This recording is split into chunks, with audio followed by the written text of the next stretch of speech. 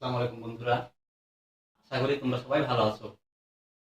আজকে আমি ষষ্ঠ শ্রেণীর গণিত বইয়ের প্রথম অধ্যায় নিয়ে আলোচনা করব।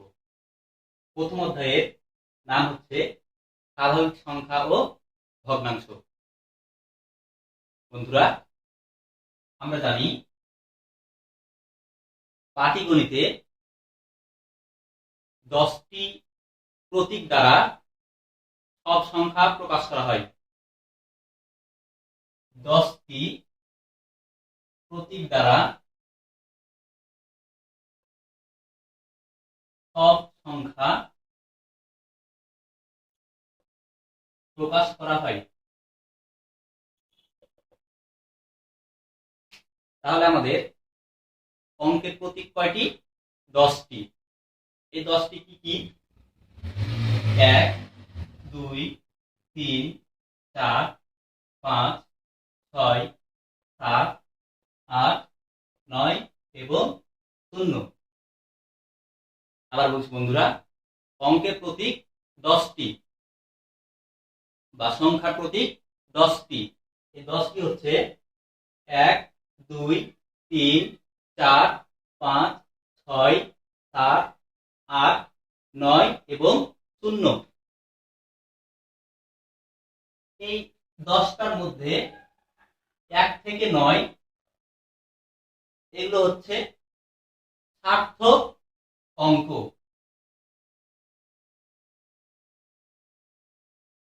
এবং শেষেরটা হচ্ছে 0।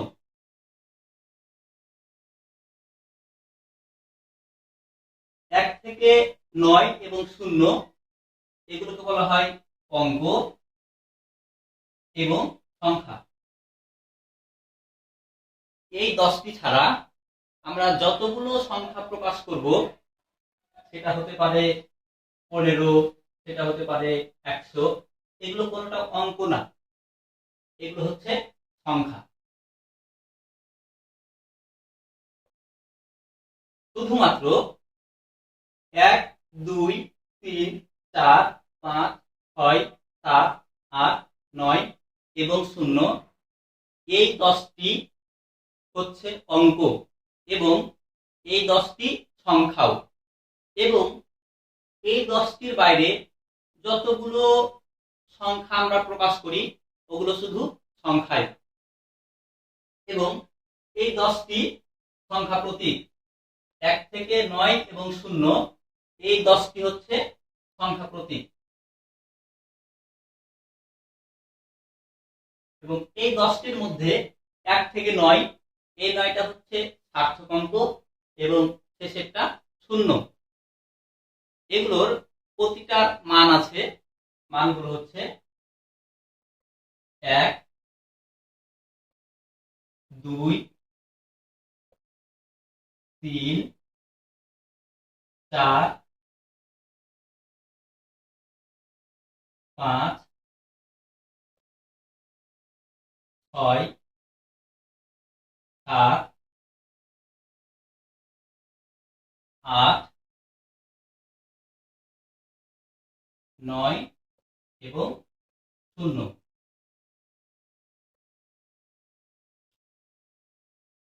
এরপর যদি বলি বন্ধুরা, তাহলে এই 9টি সংখ্যা দ্বারাই, এই 9টি অঙ্ক দ্বারাই সকল ধরনের অঙ্ক বা সংখ্যা প্রকাশ করা হয়। এবং এই অঙ্কগুলো দ্বারা কোন সংখ্যা লিখে প্রকাশ করাকে অঙ্কপাতন বলে। তাহলে বন্ধুরা, অঙ্কপাতনের সংজ্ঞা কি? অঙ্কপাতনের সংজ্ঞা হচ্ছে কোন সংখ্যা অঙ্ক দ্বারা লিখে প্রকাশ করাকে অঙ্কপাতন বলে। এবং সকল সংখ্যা সকল সংখ্যা প্রকাশের রীতি 10 ভিত্তিক 10 ভিত্তিক বা 10 গুণোত্তর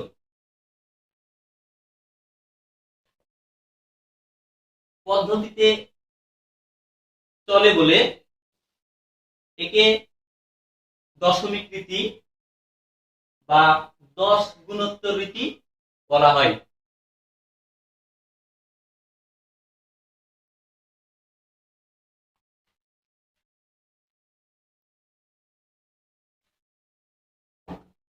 বন্ধুরা, আমরা যখন একটি সংখ্যা লিখি সেটা হতে পারে 513, এটা একটা সংখ্যা, এবং এই সংখ্যাটা লিখতে আমরা যে অঙ্কগুলো ব্যবহার করেছি সেগুলো কি, একটি হচ্ছে 5, একটি হচ্ছে 1 এবং একটি হচ্ছে 3। এই অঙ্কগুলোর মান অঙ্কগুলোর অবস্থানের উপর নির্ভর করে। আবার বলছি বন্ধুরা, কোন সংখ্যায় ব্যবহৃত অঙ্কগুলোর মান তাদের অবস্থানের উপর নির্ভর করে।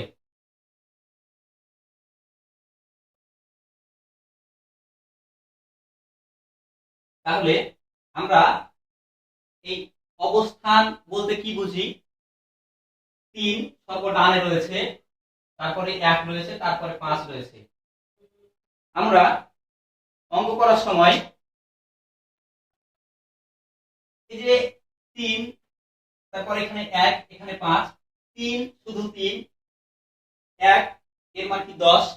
এই যে 3 এবং 1 এবং 5 তাদের অবস্থানের জন্য যে মান প্রকাশ করে সেটাকে বলা হয় স্থানীয় মান। কোন অঙ্ক অবস্থানের কারণে যে মান প্রকাশ করে তাকে তার স্থানীয় মান বলে, স্থানীয় মান বলে। এবং স্থানীয় মানের শুরুটা হয় ডান দিক থেকে। স্থানীয় মানের শুরুটা হয় ডান দিক থেকে।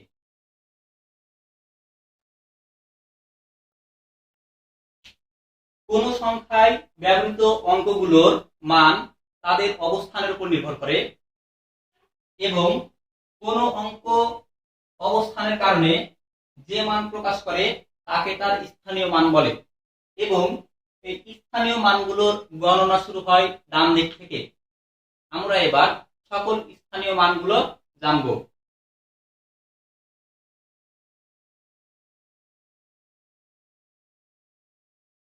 সেগুলো হচ্ছে ডান দিক থেকে একক, দশক, শতক, হাজার, অযুত, লক্ষ, নিযুত, কোটি। আবার বলছি বন্ধুরা, স্থানীয় মানগুলো হচ্ছে একক, দশক, শতক, হাজার, অযুত, লক্ষ, নিযুত, কোটি। এবং কোন সংখ্যা যদি 4 অঙ্ক বা তার বেশি হয়, কোন সংখ্যা যদি 4 অঙ্ক বা তার বেশি হয়, তাহলে তা সহজভাবে বলা এবং শুদ্ধভাবে লেখার জন্য কমা ব্যবহার করা হয়।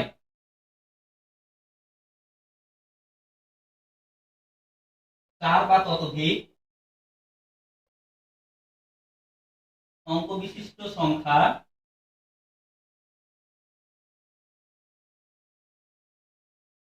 সহজভাবে পড়ার জন্য বা লেখার জন্য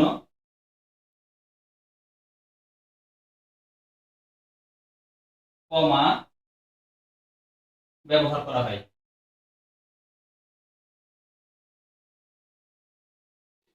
এবং কমা ব্যবহার করার নিয়ম হচ্ছে ডান দিক থেকে প্রথমে 3 ঘর পর কমা দিতে হবে এবং তারপর প্রতি 2 ঘর পর পর কমা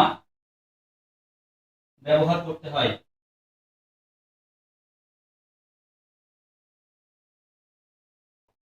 দেখো বন্ধুরা, 4 বা ততোধিক অঙ্ক বিশিষ্ট সংখ্যা সহজভাবে পড়ার জন্য বা লেখার জন্য কমা ব্যবহার করা হয়। এবং এই কমা ব্যবহার করার নিয়ম হচ্ছে ডান দিক থেকে প্রথমে 3 ঘর পর আমরা কমা ব্যবহার করব এবং তারপর প্রতি 2 ঘর পর পর আমরা কমা ব্যবহার করব। আমি সেটা লিখে দেখাচ্ছি। যদি আমরা সংখ্যা একটা ধরি, একক, দশক, শতক, হাজার, অযুত 51,621। এটা যদি আমরা কমা দ্বারা প্রকাশ করি বা এর মধ্যে যদি আমরা কমা ব্যবহার করি তাহলে কি হবে? ডান দিক থেকে প্রথমে 3 ঘর পর, তাহলে ডান দিক থেকে 1 ঘর, 2 ঘর, 3 ঘর আমরা এখানে একটা কমা ব্যবহার করতে পারবো এবং তারপর প্রতি 2 ঘর পর পর কমা ব্যবহার করতে হবে। এখানে যেহেতু 1 ঘর 2 ঘর পর আর কোনো সংখ্যা নেই বা অঙ্ক নেই, তাই আমরা এখানে কমা ব্যবহার করব না। যদি থাকতো, এখানে যদি আরো কয়েকটা অঙ্ক থাকতো, তাহলে আমরা কি করতাম? প্রথমে 3 ঘর পর কমা ব্যবহার করেছি, তারপরে 2 ঘর পর 1 ঘর 2 ঘর 1 ঘর 2 ঘর, এভাবে ক্রমানুসারে কমা ব্যবহার করতে থাকতে হবে। বন্ধুরা, এই ছিল তোমাদের প্রথম অধ্যায়ের সাধারণ আলোচনাগুলো। এবার আমরা প্রথম অধ্যায়ের যে কয়েকটা উদাহরণ আছে সেগুলো করার চেষ্টা করব।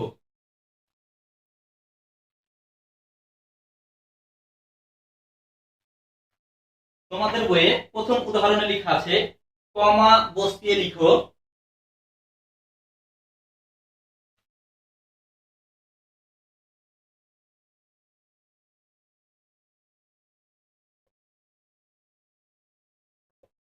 কি দেওয়া আছে? 9, 8, 7, 5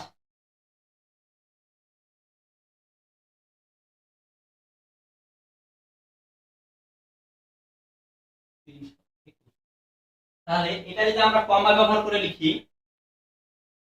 উত্তর বা সমাধান কমা ব্যবহার করে লেখা হলো কি? আমরা সংখ্যাটা লিখি 9, 8, 5, 7, 5, 4, 7, 3, 2, 1। আমরা কি করব? কিছুক্ষণ আগে নিয়ম পড়লাম। সর্বপ্রথম ডান দিক থেকে 3 ঘর পর, কয় ঘর পর? 3 ঘর পর। তাহলে আমরা ডান দিক থেকে গুনি 1, 2, 3, 3 ঘর পর সর্বপ্রথম একটা কমা ব্যবহার করব। এরপর কত ঘর পর? 2 ঘর পর। তাহলে 1 ঘর 2 ঘর আমরা এখানে একটা কমা ব্যবহার করব। এরপর আবার কত ঘর পর? পর পর 2 ঘর পর। তাহলে শুধুমাত্র আমরা প্রথমবার 3 ঘর পর একটা কমা ব্যবহার করতে পারবো এবং তারপর যতবার ব্যবহার করব 2 ঘর পর পর, তাহলে 1 ঘর 2 ঘর। এই হচ্ছে আমাদের উদাহরণ 1 এর সমাধান। এইভাবে তোমরা আরো অঙ্ক বাছার চেষ্টা করবে। উদাহরণ 2 এ লেখা আছে, অঙ্কে লিখো 7,05,90,007।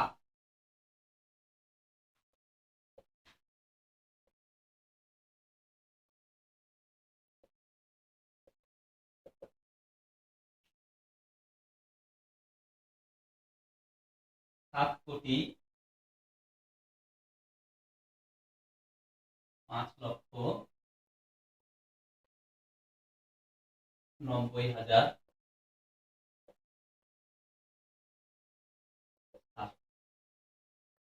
দেখো বন্ধুরা, আমাদের অঙ্কে বলেছে, অঙ্কে লিখো 7,05,90,000 তাহলে আমাদের মানটা কত দূর পর্যন্ত যাচ্ছে? কোটি পর্যন্ত পৌঁছেছে। তাহলে আমরা কিছুক্ষণ আগে যে স্থানীয় মানগুলো পড়েছিলাম সেই স্থানীয় মানগুলো লিখবো। কি ছিল? একক, দশক, শতক, হাজার, অযুত, লক্ষ, নিযুত, কোটি। আমরা স্থানীয় মানগুলো কি?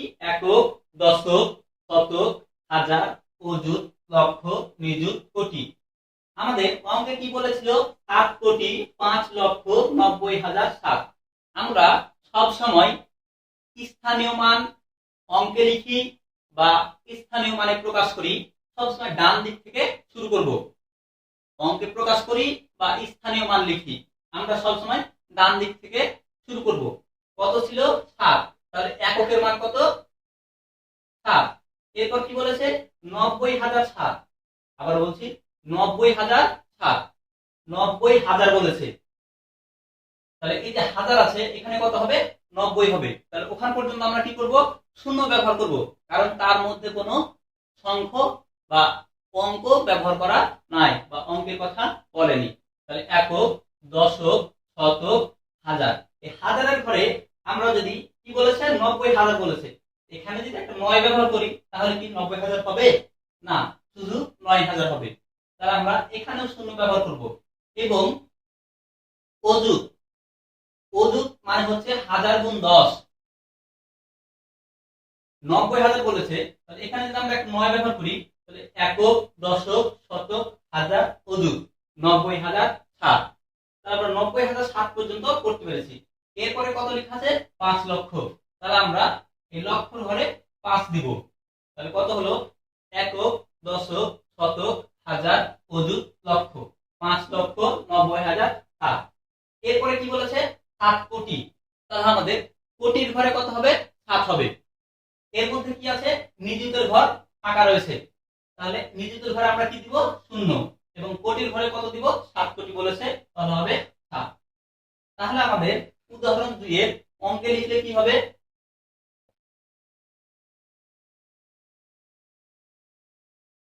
উত্তরটা হবে 7,0,5,9,0,0,0,7। এখন আমরা এই অঙ্কটা সহজভাবে প্রকাশ করার জন্য বা সহজভাবে বলার জন্য কি ব্যবহার করব? কমা ব্যবহার করব। তাহলে আমরা কি করব? সর্বপ্রথম 3টা ঘর পর 1 2 3 3 ঘর পর কমা ব্যবহার করব, আবারও 2 ঘর পর কমা ব্যবহার করব, এরপর আবারও 2 ঘর পর কমা ব্যবহার করব। এই ধরনের অঙ্ক অনুশীলনীতে অনেকগুলো আছে, আমরা পরবর্তী ক্লাসে ওসব নিয়ে আলোচনা করব। উদাহরণ 3 বলছে 7 অঙ্কের বৃহত্তম ও ক্ষুদ্রতম সংখ্যা লিখো।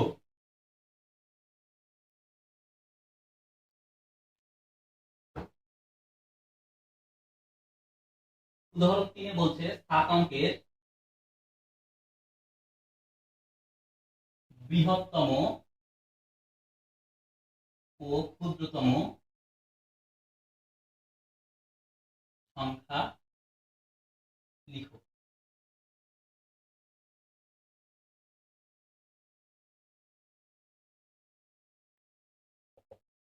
সমাধান দেখো বন্ধুরা, এই অঙ্কটা আমি খুব সহজেই করে দিব, তোমরা খুব সহজে বুঝতে পারবে।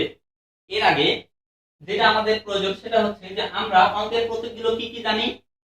আমরা জানি সংখ্যার প্রতীক 10টি, সেগুলো হচ্ছে 1 2 3 4 5 6 7 8 9 এবং 0।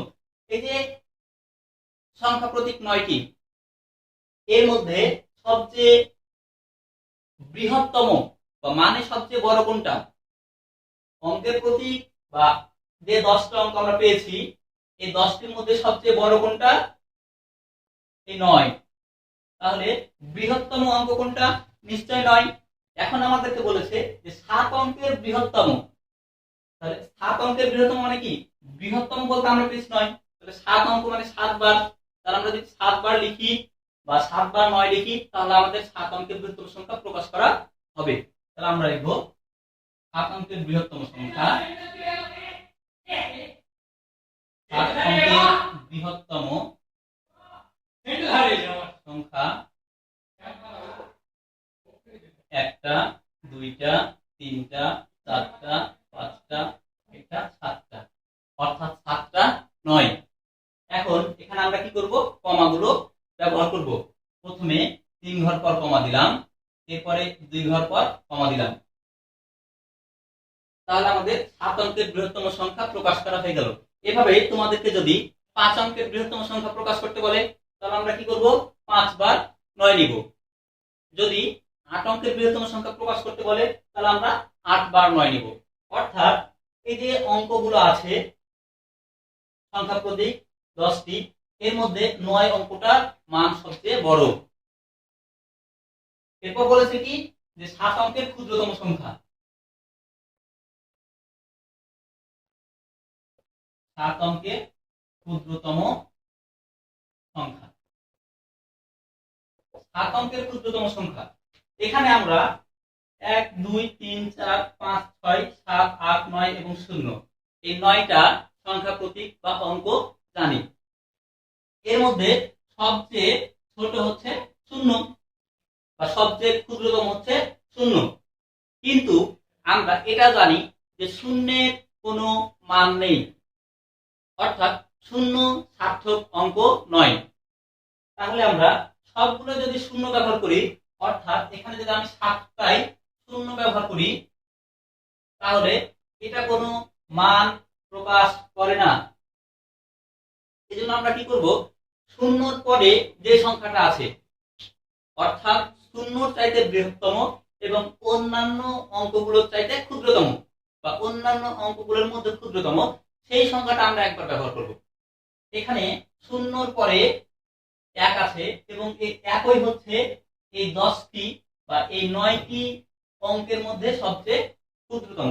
তাহলে আমরা এই 7টা সংখ্যার মধ্যে প্রথমে 1 ব্যবহার করব। তাহলে আমরা কি বুঝলাম? ক্ষুদ্রতম সংখ্যা লেখার সময় সর্বপ্রথমে 1 ব্যবহার করব এবং বাকি যতগুলো থাকবে বা বাকি যতগুলো অঙ্ক প্রয়োজন হবে সবগুলোতে আমরা 0 ব্যবহার করব। তাহলে নির্দিষ্ট সংখ্যক বা নির্দিষ্ট অঙ্ক বিশিষ্ট ক্ষুদ্রতম সংখ্যা প্রকাশ করতে পারব। এই ধরনের অঙ্ক আমরা পরে আবার করব। এখন পরের উদাহরণে যাই।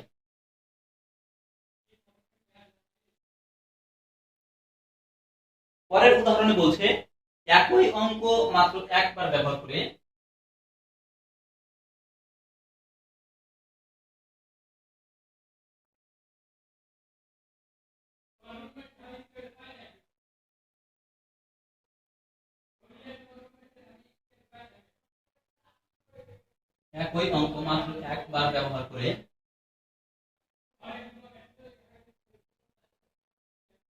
একই অঙ্ক মাত্র একবার ব্যবহার করে 8 0 7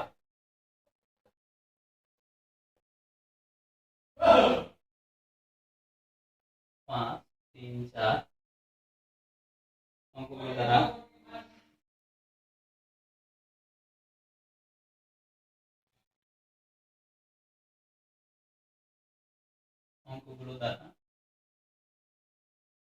গঠিত বৃহত্তম ও ক্ষুদ্রতম সংখ্যা লিখুন।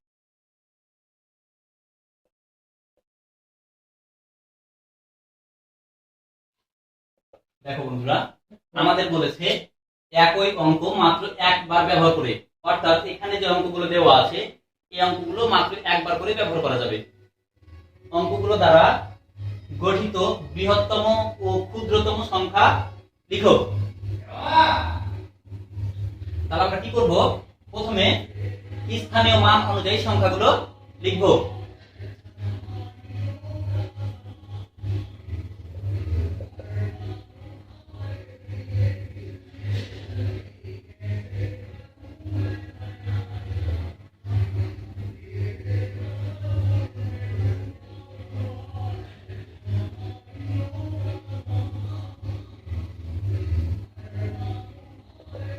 কি এখানে সবচেয়ে